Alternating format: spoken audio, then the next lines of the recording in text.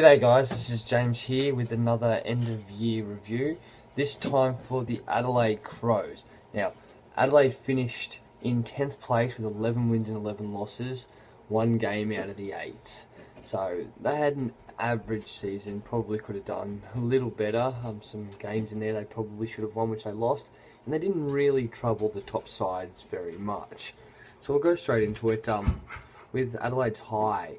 And I tossed up a little bit about this, but it was pretty simple in the end. I kind of overlooked him a little bit. But Rory Sloane, now I've got his stats up, and he was averaging around 24 disposals a game, just a tick under 24, which is a pretty good. He came second for Adelaide for disposals this year behind Paddy Dangerfield, who, in all honesty, didn't have a very good year. Averaged 6.7 tackles and 4.8 marks well, tackles isn't so surprising, but the marks is a littler midfielder. And if you look at that in comparison to his club, he had 50 more tackles than his nearest rival for Adelaide, and he came 4th in the marks for Adelaide out of the whole team. So that's a really good effort for Sloane. We all knew he was a star, but that was a really big highlight for them. Stood up where Paddy Dangerfield didn't really play at his best this year, so good on him. Low light. Now, I've got my low light here for a couple of reasons. It was round 7 versus Melbourne. Now, we all know about Lynch's smashed jaw by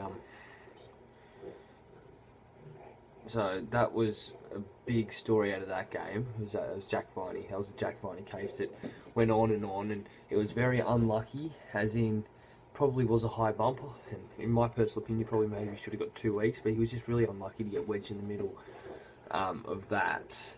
But also the fact that they didn't get done, but the fact that they kicked 9 goals to 13 to Melbourne's 11-4, so you think about that, it's 22 scoring shots to 15 and still go down by 3 points. Melbourne were just more accurate. They didn't have any real stars. If you look at the AFL fantasy for that game, Melbourne didn't have a player over 100, while Adelaide had 4. Yet Adelaide still couldn't get over the top. They won almost all of the match statistics here.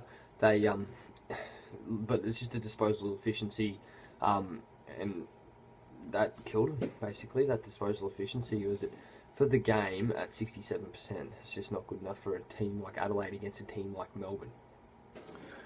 Going into my Christmas bonus, it was Matthew Jentzsch. Now, he was a bit of a revelation. I'd never heard of him before this season, and he's playing off the half-back line. He led the team in marks. He just stuck at it all year, and he had a pretty good back line around him. So he did really well, and he held his spot, even when he was close to cracked ribs, may have missed a week, but he didn't. He managed to come back. That was, I think, the bye rounds, which was round 9, where he came back after the round 7 game. So he really stood up in that half-back line, and I can see him pushing through to the midfield. He's a pretty good player.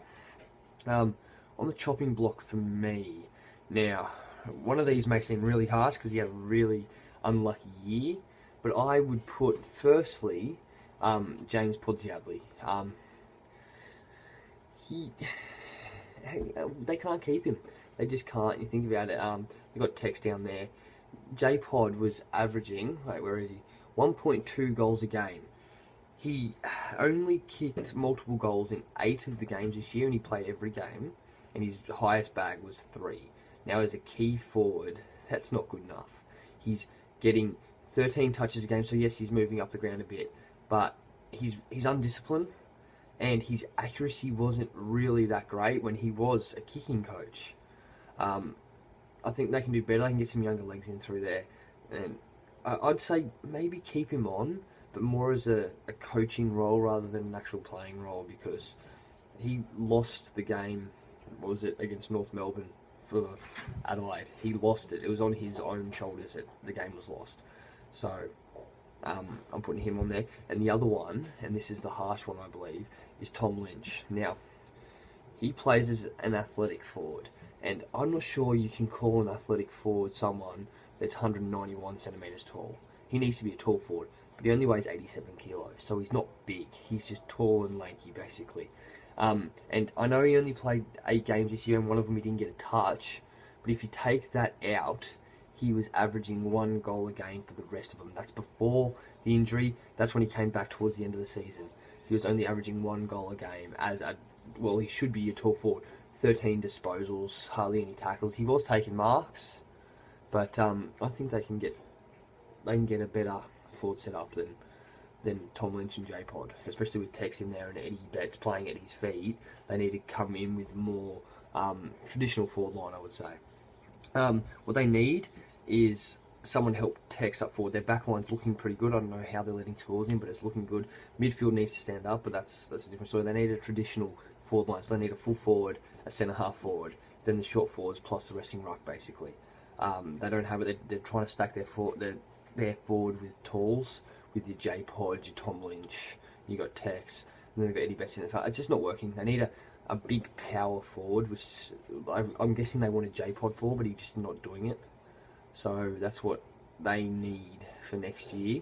But what I see for them next year is I actually see it going quite well for them. They've got a really good team. They just didn't play their potential this year. Think about it, if they'd beaten Melbourne that week, they'd be playing finals. They would have finished, looking at the ladder now, would have finished 8th if they won an extra game. If they won against North, they would have finished 7th or 6th. They would have finished 6th, sorry, because they were better on percentage. So that's 2 winnable games that they should have had, which knocked them out of the 8. So they just missed out on over the top of West Coast by 2%. So they're a better team than 10th. I know they didn't trouble the top, but I reckon they will next year. I see them winning. I've written 14 or 15 games and finishing in 6th place. So that's my predictions for Adelaide for next year. So that's the end of this review. Stay tuned for more coming up later. Once again, I'm James. As always, watch the rest of my videos, comment, do whatever. Have a good one. I'll see you next time.